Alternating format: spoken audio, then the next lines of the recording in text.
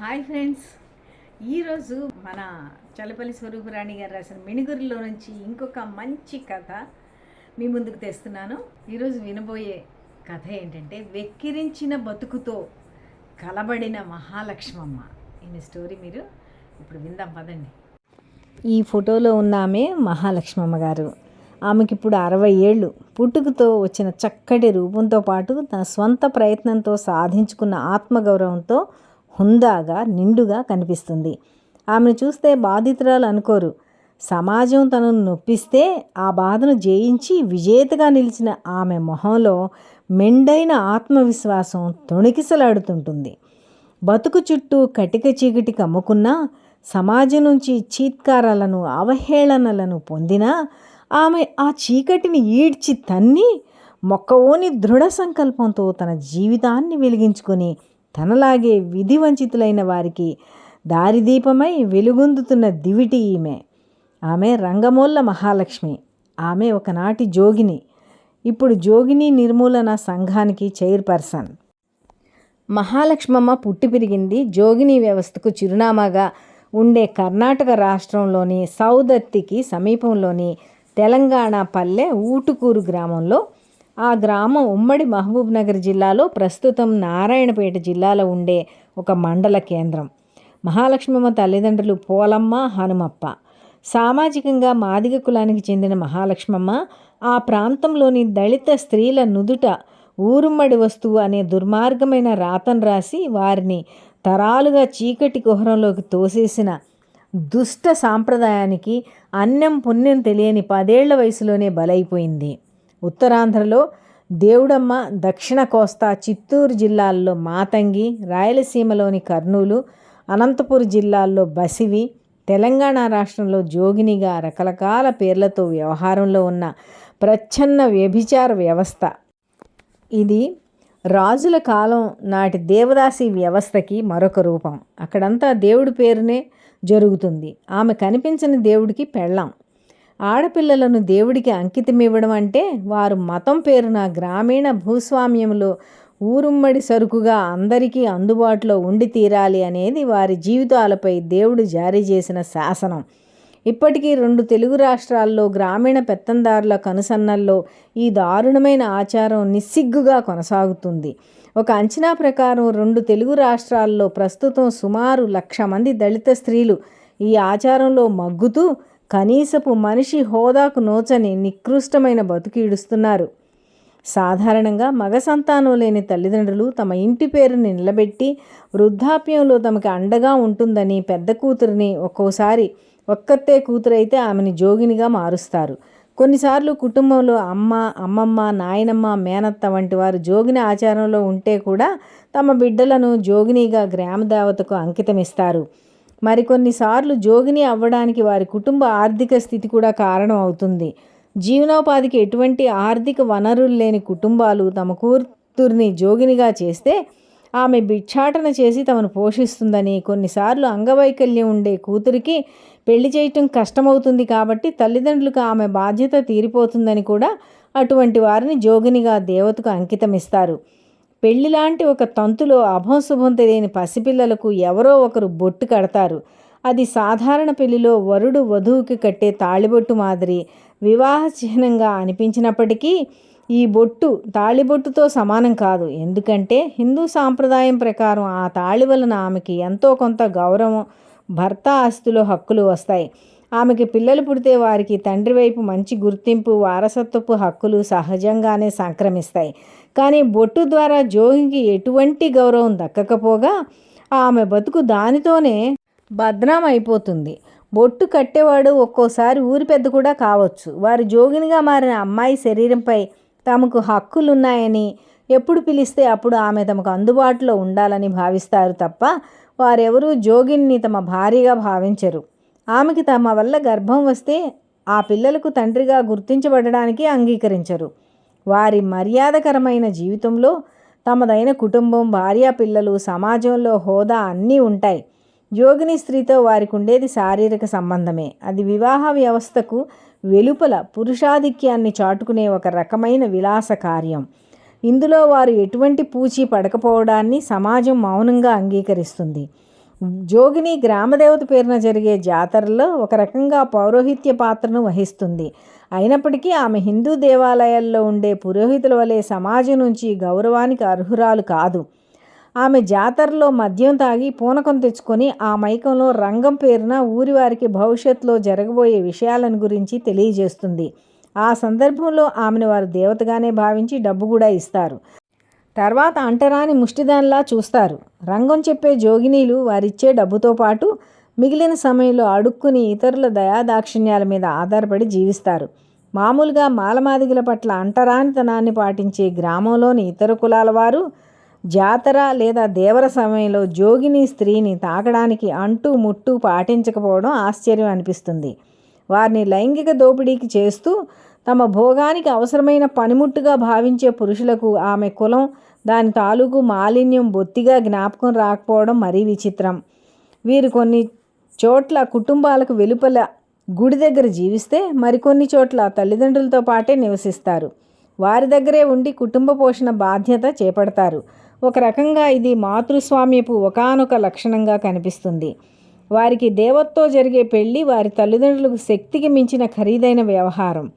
పెళ్లి కట్నంగా పూజారులకు, పోతురాజులకు వేల మొత్తంలో డబ్బు చెల్లించాల్సి ఉంటుంది. ఆ డబ్బు కోసం వారు వారి తల్లిదండ్రులు వలస కూలీలుగా పనిచేసి డబ్బు జమ చేయడం అన్నిటికన్నా విషాదం. మహాలక్ష్మమ్మ మేనత్త ఒక జోగిని. ఆమె తల్లిదండ్రులకు పుట్టిన 3 ఆడపిల్లల్లో మహాలక్ష్మమ్మే పెద్ద కూతురు. వారికి మగపిల్లలు లేరు. ముసలితనంలో తల్లిదండ్రులను చూసుకుంటుంది కాబట్టి పెద్ద కూతురిని జోగినిగా చేయమని ఆమె తండ్రి హనుమప్పకు ఇరుగు పొరుగు వారి సలహా ఇవ్వడంతో ఆమెను 10 ఏళ్లకి 50 ఏళ్ల వయసున్న మేనమామ వరసయ్యే వ్యక్తితో బొట్టు కట్టించి దేవతకు విడిచిపెట్టారు. తల్లితో పాటు కూలీనాలి చేసి సంసారాన్ని సాకింది. తన 2 చెల్లెళ్లకు మామూలుగా వివాహాలు జరిగాయి. మహాలక్ష్మమ్మ సుమారు 30 ఏళ్ల వయసు వచ్చే వరకు ఆ వ్యవస్థలో కొనసాగింది. ఆ క్రమంలో ఆమెకు 3 కూతుళ్ళు, 1 కొడుకు, మొత్తం 4 పిల్లలు పుట్టారు. వారెవరికీ తండ్రి నుంచి గుర్తింపు లేదు. ఎక్కడికి వెళ్ళినా జోగిని అని చులకనగా చూసేవారు. ఆమె పిల్లలకు కూడా ఆ బాధలు తప్పలేదు. అయినా అవమానాలు దిగమింగుకొని కూలి పని చేసి బీడీలు చేసి పిల్లల్ని సాకింది. అప్పు సప్పు చేసి వారికి చదువు చెప్పించింది. 2 కూతుళ్లను చదివించి పెళ్లి చేసింది. అల్లుళ్ళు 2 ప్రభుత్వోద్యోగులే. కొడుకు ల్యాబ్ టెక్నీషియన్, చిన్న కూతురికి ఇంకా వివాహం కాలేదు. మహాలక్ష్మమ్మ జీవితం 1990వ దశకంలో మలుపు తిరిగింది. అప్పట్లో మహబూబ్ నగర్ జిల్లాకు జోగిని వ్యవస్థ నిర్మూలన కోసం ఏర్పాటైన ఆశ్రయ్ అనే స్వచ్ఛంద సంస్థ పరిచయమైంది. గ్రేస్ నిర్మల ఆధ్వర్యంలో నడిచే ఈ సంస్థ ద్వారా జరిగే కార్యక్రమాల పట్ల ఆకర్షితురాలై మహాలక్ష్మమ్మ ముందు తాను జోగిని వృత్తిని వదిలేసి వారితో పాటు ఇతర జోగిని స్త్రీల విముక్తి కోసం పనిచేయడం మొదలుపెట్టింది. ఇదంతా అంత తేలిగ్గా జరగలేదు. ఆమె ఎన్నో సవాళ్లను ఎదుర్కొంది. ఇంట బయట దళిత స్త్రీని కట్టడి చేసే పురుషాధిక్య కుల సమాజంలో ఆమె ఒక జోగిని స్త్రీగా తన జీవితాన్ని మార్చుకుని కొత్త జీవితం గడపడానికి ఎంతో ఘర్షణ పడింది. ఆమెకు ముందు నుంచి ఆత్మాభిమానం ఎక్కువే. అందుకే సమాజం, కుటుంబం మహాలక్ష్మిని జోగినిగా మార్చినా ఆమె ఎప్పుడూ రంగం చెప్పలేదు, అడుక్కోలేదు. కష్టపడి తల్లిదండ్రులను పిల్లలను సాకింది. బీడీ కార్మికురాలిగా, వ్యవసాయ కూలీగా, వలస కూలీగా బతకడానికి శారీరక శ్రమ చేసింది. అందుకే ఆమె ఆశ్రయ వారి పనికి ఆకర్షితురాలైంది. మొదట వారు ఆడపిల్లలను గ్రామదేవతకు అంకితం పేరుతో చేసే పెళ్లి తంతును ఆపడానికి ఎంతో శ్రమపడ్డారు. సాధారణంగా గ్రామదేవత ఎల్లమ్మ జాతర సందర్భంలో ఎక్కువగా ఆడపిల్లలను దేవుడికి పెళ్లి చేసి జోగినీలుగా మారుస్తారు. కొన్నిసార్లు జాతర లేనప్పుడు కూడా రాత్రి సమయంలో గ్రామాల్లో రహస్యంగా ఈ తంతు నడుస్తుంది. ఆశ్రయ సంస్థ ద్వారా మహాలక్ష్మమ్మ బృందం జాతర జరిగేటప్పుడు గ్రామాన మైకులో ఆడపిల్లలను జోగినిగా అంకితం చేస్తే జరిమానా, జైలు శిక్ష వంటి కఠిన శిక్షలు తప్పవని ప్రచారం చేయడంతో పాటు ఎక్కడన్నా అంకిత కార్యక్రమం జరుగుతుందని తెలిస్తే అక్కడికి పోలీసులను తీసుకువెళ్ళేవారు. ఆ తతంగాన్ని ఆపడానికి గ్రామ పెద్దలతో గొడవ పడాల్సి వచ్చేది. ప్రభుత్వ అధికారులైన కలెక్టర్, ఎంఆర్ఓ వంటి వారి దగ్గరకు, సార్ మీరు వెళ్ళిరండి, మేము మీ వెనక నడుస్తామని మర్యాదపూర్వకంగా నచ్చజెప్పి వారి సహకారాన్ని అందుకోవడం మహాలక్ష్మమ్మ పని లక్షణం. ప్రభుత్వ అధికారులు కొందరు వీరికి సహకరించినప్పటికీ పోలీసుల నుంచి వచ్చే సహకారం అంతంత మాత్రమే. మహాలక్ష్మమ్మ బృందం స్టేషన్కి వెళ్ళిందంటే వచ్చారు అని తలపట్టుకునేవారు. మరోపక్క పోలీసులు కూడా మౌనంగా జోగిని వ్యవస్థ కొనసాగడానికి సహకరించడం వలన వారికి పోలీసులతో ఎప్పుడూ ఘర్షణ ఉండేది. అసలే వాళ్ళకి స్త్రీలు స్టేషన్కి వస్తే అలుసు. సమస్య మీద వచ్చినప్పటికీ ఒకనాటి జోగినీలు అనే చులకన భావం చూపించేవారు. నిజానికి దేవదాసీ వ్యవస్థ నిషేధ చట్టం ప్రకారం ఆడపిల్లలను జోగినీగా మార్చే తతంగంలో పాల్గొనే పూజారి నుంచి ఆమె తల్లిదండ్రులు, ఇతర పెద్దలు అందరూ శిక్షార్హులే. ఒక్కరికి 5 సంవత్సరాల జైలు శిక్ష, 5,000 రూపాయల జరిమానా విధించాలి. అయితే వీరు తల్లిదండ్రులకు శిక్ష పడితే కుటుంబం అంతా అవస్థపడుతుందని మానవతా దృష్టితో వారిని మినహాయించి పూజారులకు, గ్రామాల్లో జోగిని పెళ్లి జరపడంలో ప్రముఖ పాత్ర వహించే పెత్తందారులకు శిక్ష పడేలా చేశారు. గొడిముక్కల అనే గ్రామంలో పూజారిని అరెస్టు చేయడం వారి విజయంగా భావించవచ్చు. మొత్తానికి మహబూబ్నగర్ జిల్లాలో ఎవరన్నా ఒక స్త్రీని జోగినిగా మార్చాలంటే భయపడే స్థితిని మహాలక్ష్మమ్మ బృందం అందరికీ కలిగించింది. ఆడపిల్లలను జోగినీలుగా చేయడంలో పోతురాజుల పాత్ర మీద కూడా మహాలక్ష్మమ్మ పనిచేస్తుంది. జోగిని పెళ్లి దేవుడితో చేస్తే వచ్చే కట్నానికి ఆశపడి పోతురాజులు ఆ దుర్మార్గానికి ఒడిగడుతున్నారని, అయితే అణగారిన కులాలకు చెందిన తక్కువ రకం మత పెద్దలుగా వారు కుల వ్యవస్థలో బాధితులేనని, ఆయా దేవాలయాలకు చెందిన పోతురాజులకు కూడా పునరావాస సౌకర్యాలు కల్పిస్తే వారు ఆ దురాచారం నుంచి బయటకు వస్తారని మహాలక్ష్మమ్మ అంటుంది. జోగిని స్త్రీల పునరావాస కార్యక్రమాల్లో చురుకుగా పాల్గొని వారు అడుక్కు తినడం అవమానకరమని, కష్టపడి బతకాలని ఆ స్త్రీలకు వివరించి చెప్పింది. ఇల్లు వాకిలి లేని జోగినీలకు ఇళ్ల స్థలాలు, సాగు చేసుకుని బతకడానికి భూములు వచ్చేలా కృషి చేసింది. వారికి ఆధార్ కార్డులు, రేషన్ కార్డులు వచ్చేలా ఆశ్రయ సంస్థ ద్వారా కృషి చేసింది. మహాలక్ష్మమ్మ జోగిని వ్యవస్థ నుంచి బయటికి వచ్చాక తిరిగి వివాహం చేసుకోలేదు. తనలాగా ఎవరూ బాధపడకూడదని జోగినీలు మళ్ళీ వివాహం చేసుకుని ఇతర స్త్రీల వలె సాధారణ గృహస్థ జీవనం గడపాలని కృషి చేసింది. జోగినీలకు పెళ్లి చేయడం అనేది చాలా కష్టమైన పని. వారికి పెళ్లి చేయాలంటే సమాజంలోని పెత్తందారులు ఒప్పుకునేవారు కాదు. ఒకసారి ఆమెకు దేవునితో పెళ్లి జరిగింది కాబట్టి ఆమెను ఎవరూ చేసుకోవడానికి వీల్లేదని నిషేధాజ్ఞలు జారీ చేసేవారు. పెళ్లి చేసుకోవాలని చూసే జోగినీలను కొట్టి శారీరకంగా హింసించేవారు. ఒకసారి జోగిని అయిన అవిటి పిల్లను ఎవరు చేసుకుంటారు?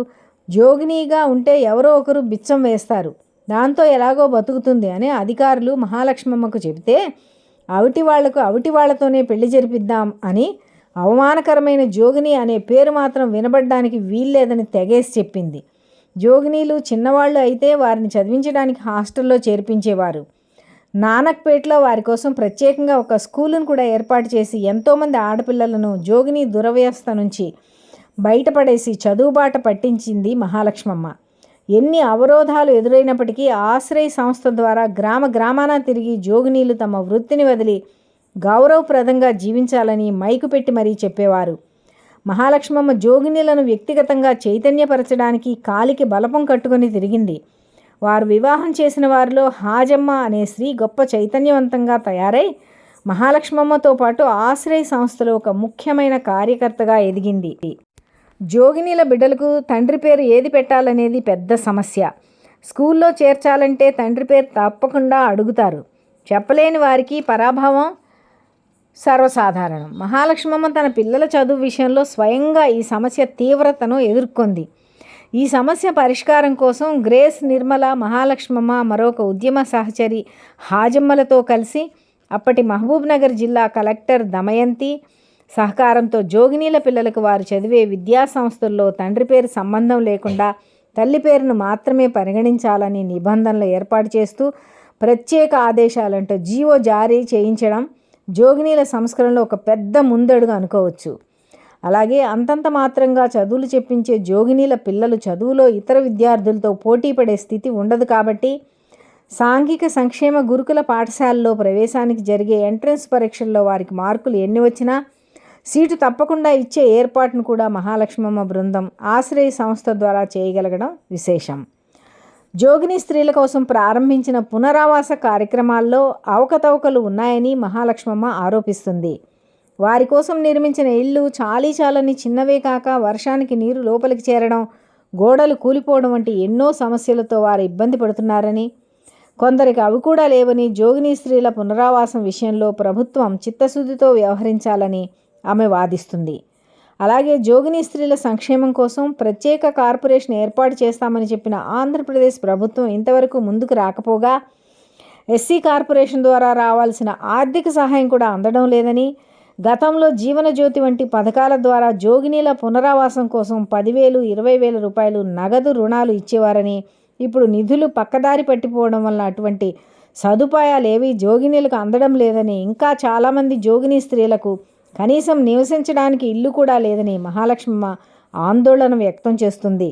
జోగినీ వ్యవస్థ నుంచి బయటకు వచ్చిన స్త్రీల పునరావాసం అంతంత మాత్రంగా ఉంటే ఇంకా తెలుగు రాష్ట్రాల్లో వివిధ పేర్లతో ఈ వ్యవస్థ కొనసాగడం ఈ సమాజంపై మాయని మచ్చ అని, అది ఏ పేరుతో ఎక్కడ కొనసాగినా దాన్ని రూపుమాపడం ప్రభుత్వ కనీస కర్తవ్యం అని మహాలక్ష్మమ్మ అంటున్నారు. ఆమె ఎక్కువగా పనిచేసిన ఆశ్రయ సంస్థ రాష్ట్ర విభజన తర్వాత దాని కార్యక్రమాలు ఆంధ్రప్రదేశ్లోని ఎక్కువగా కేంద్రీకరించడం, నిధులు లేకపోవడం వలన తెలంగాణ ప్రాంతంలో జోగినీ స్త్రీల సమస్యలపై పనిచేయడానికి ప్రోత్సాహం తగ్గింది. మహాలక్ష్మమ్మ లాంటి వారికి ప్రభుత్వం సహకరిస్తే ఆ రంగంలో తనకున్న విశేష అనుభవంతో జోగినీ వ్యవస్థను పూర్తిగా రూపుమాపి వారు గౌరవంగా బతకడానికి కృషి చేయడానికి ఆమె సిద్ధంగా ఉన్నారు. మహాలక్ష్మమ్మకి క్రియాశీలక రాజకీయాల గురించి అంతగా తెలియకపోయినా సహజంగానే ఆమెకి చైతన్యం ఉంది. ప్రతి విషయాన్ని విమర్శనాత్మకంగా పరిశీలించే గుణం ఆమెది. సున్నితంగా మాట్లాడినట్టు కనిపించినా ఉన్నది ఉన్నట్టు నిక్కచ్చిగా మాట్లాడే నైజం ఆమెకి స్వతహాగా వచ్చింది. తెలంగాణ రాష్ట్రం వస్తే నీళ్లు, ఉద్యోగాలు వస్తాయని చెప్పి రాష్ట్రం వచ్చాక ప్రభుత్వ పెద్దల అభివృద్ధికి బదులు మతాన్ని, మూఢనమ్మకాలను ప్రోత్సహిస్తున్నారని, రాష్ట్ర రాజధానిలో జరిగే బోనాల పండుగ సందర్భంలో పూనకంతో ఉండే స్త్రీల చేత ప్రభుత్వమే స్వయంగా రంగం చెప్పించుకుంటుందని, ఇంతకంటే సిగ్గుచేటు ఏమున్నదని మహాలక్ష్మమ్మ విమర్శిస్తుంది. మహాలక్ష్మమ్మకి సమస్యల సుడిగుండంలో కొట్టుకుపోకుండా ఏటికి ఎదురీదడం అలవాటైంది. తన 4 పిల్లల్ని చదివించి ప్రయోజకులను చేసింది.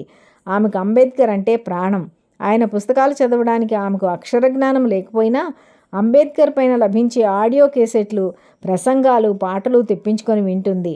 మహాలక్ష్మమ్మ ఒకప్పుడు తెలంగాణ పండగలైన బోనాల పండగ చేసి బతుకమ్మ ఉత్సవాల్లో పాల్గొనాలని కలలుగనేది. తాను జోగినీ వ్యవస్థ నుంచి బయటపడ్డాక ఆ ఉత్సవాలన్నీ పైకులాల పండగలేనని, వాటిలో కింద కులాల వారికి చోటు లేదని, వాటిపై తనకుండే భ్రమల్ని తెంపేసుకొని నాస్తికురాలిగా మారింది. జీవితం ఆమెకు ఎన్నో పాఠాలు నేర్పి జ్ఞానం ఇచ్చి ఆ జ్ఞానంతో ఆమెని సంపద్వంతం చేసింది. 60 ఏళ్ల వయసులో కూడా చెక్కు చెదరని ఆత్మవిశ్వాసంతో కనిపిస్తూ ఎప్పుడూ సమాజం గురించి ఆలోచించే ఆమె జీవితం, ఉద్యమం అందరికీ స్ఫూర్తిదాయకం. మహాలక్ష్మమ్మ బాధితురాలు కాదు, బాధల్ని చీల్చి చెండాడిన ధిక్కార పతాక. సమస్యల సుడిగుండాలకు ఎదురీది వెక్కిరించిన జీవితంతో కలబడి నిలబడిన మహావిజేత మహాలక్ష్మమ్మ. విన్నారు కదండి మహాలక్ష్మమ్మ గారి కథ. నిజంగా ఇలాంటి ఆచారం ఇంకా ఈ రాకెట్ యుగంలో కూడా ఉందంటే అందరూ సిగ్గుతో తలలు వంచుకోవాలి. అభం శుభం తెలియని తోటి ఆడపిల్లని అలాగా సమాజం మార్చేసి ఇలాంటి దరిద్రమైన జీవితంలోకి తోసేస్తుంటే మనం చూస్తూ ఊరుకోవాలా? నిజమైన మానవత్వం ఉన్న మనుషులైతే ఇలాంటి ఆచారాన్ని మొత్తం రూపుమాపి ఎక్కడ కనపడకుండా చేస్తారు. మహాలక్ష్మమ్మ గారు ఎంతో ఎంతో ఎంతో కష్టపడ్డారు నిజంగా దీనికోసం. చాలా హ్యాట్స్ ఆఫ్ అండి మహాలక్ష్మమ్మ గారికి. ఈ కథ విన్న ఎవరూ కూడా ఎవరికైనా ఇలాంటి ఆచారం మీ కళ్ళ ముందు జరుగుతుంటే వెంటనే దాన్ని ఎదుర్కోండి, ప్రభుత్వానికి కంప్లైంట్ ఇవ్వండి. జై హింద్. ఈ వీడియో మీకు నచ్చితే లైక్ చేయండి, కామెంట్ చేయండి, సబ్స్క్రైబ్ చేయడం మర్చిపోకండి. మీ ఫ్రెండ్స్ కూడా షేర్ చేయండి. మరి ఇంకో మంచి వీడియోతో మళ్ళీ కలుస్తాను. అంతవరకు సెలవు.